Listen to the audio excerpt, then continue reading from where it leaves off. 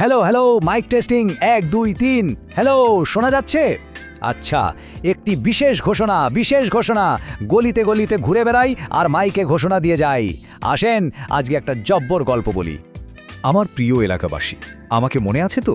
হ্যাঁ, আমি আগেরবার তো এলাকার কিছু বখাটে ছেলে পেলে আমার মাইকটা ভেঙে মাথাটাই ফাটিয়ে দিয়েছিল। কিন্তু দেখেন, আমি কিন্তু আবার চলে এসেছি, কারণ এবার একটা একেবারে নতুন কিস্সা শোনাতে হবে। তবে হ্যাঁ, আগেই সাবধান করে দিচ্ছি, এইবার কিন্তু ওইসব মারামারি চলবে না, একদম না। আমি তো এসেছি আপনাদের একটু আনন্দ দিতে, আর বিশ্বাস করেন এবারের গল্পটা আপনাদের ভালো লাগবে।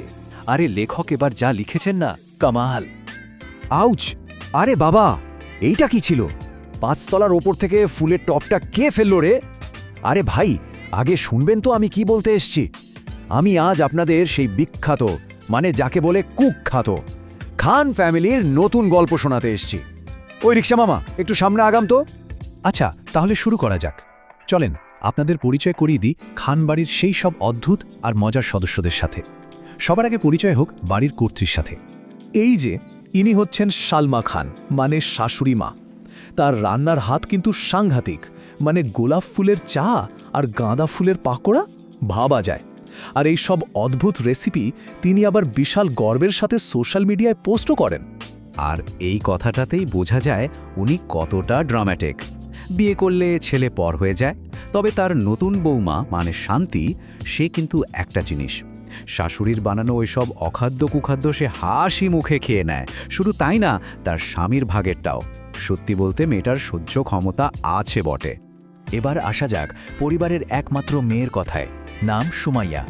তার জীবনটা চলে 3টে জিনিস দিয়ে: খাওয়া, প্রার্থনা করা আর মেকআপ। আর তার সবচেয়ে পছন্দের জায়গা কোনটা জানেন? তার ভাইয়ের বাথরুম। ঘন্টার পর ঘন্টা সেখানেই কাটায় আয়নার সামনে। এই যে, লোকে বলে রে আমি মেকআপ সুন্দরী, গানটা একদম তার জন্যই বানানো।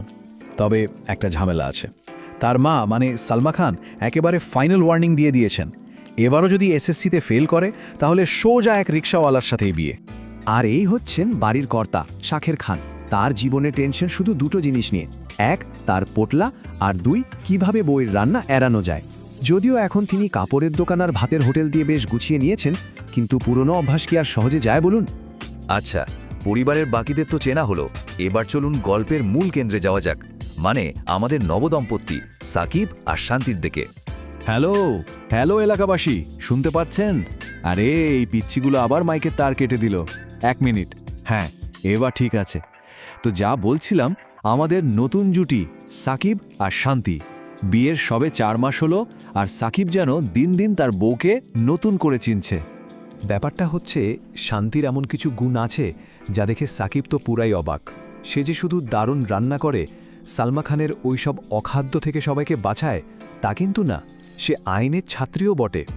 একবার তো সাকিবকে থানা থেকে ছাড়িয়ে এনেছিল নিজের বাবাকে সাথে নিয়ে। মানে সাকিব তার স্ত্রীর এই অলরাউন্ডার রূপে একেবারে মুগ্ধ।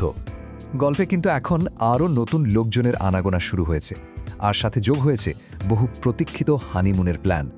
মানে গল্পটা এবার জমতে শুরু করেছে। তো নতুন ঘটনাটা হলো, সাকিবের বন্ধু রিফাত তার বউকে নিয়ে একই বিল্ডিংয়ে থাকতে এসেছে। আর ওই রিফাতের হানিমুনের গল্প শুনেই সাকিবেরও হঠাৎ মনে পড়ল, আরে তারা তো হানিমুনেই যায়নি।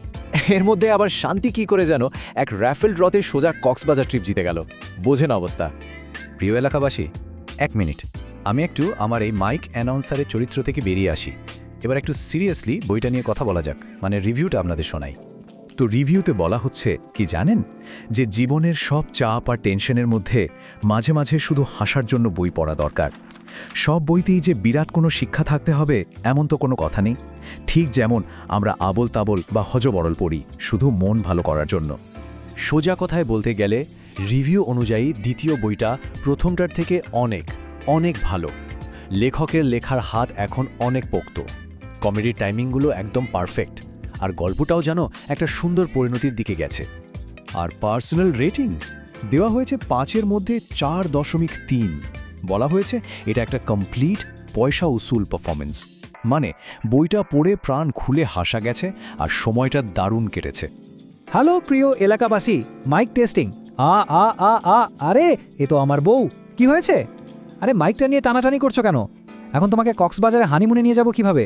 আরে বাবা, বোঝার চেষ্টা করো। আউচ! প্রিয় এলাকাবাসী, আমি আপাতত বউয়ের হাতে কিঞ্চিত আহত হয়েছি। খুব শীঘ্রই ফিরে আসব নতুন কোনো গল্প নিয়ে। আপাতত বিদায়।